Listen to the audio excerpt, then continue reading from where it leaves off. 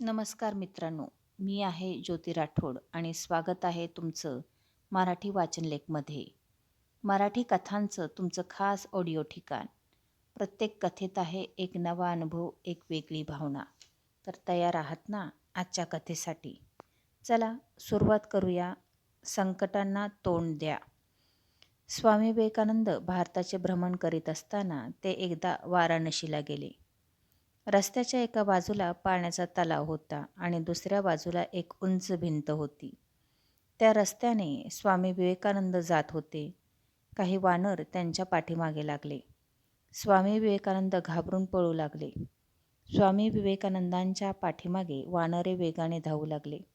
स्वामी विवेकानंदांच्या पायात वानरे आडवी येऊ लागली. त्यांना चावे घेण्याचा प्रयत्न करू लागली. स्वामी विवेकानंद अतिशय घाबरत होते. रस्त्याच्या कडेला एक साधू बसलेला होता. त्यांनी स्वामी विवेकानंदांना ओरडून सांगितले, "पळू नका, वानरांकडे तोंड करा." स्वामी विवेकानंदांनी साधूंचे ऐकले. स्वामी विवेकानंद उलटे फिरले व वानराकडे तोंड करून उभे राहिले. वानरे घाबरली, मागे सरकली आणि पळून गेली.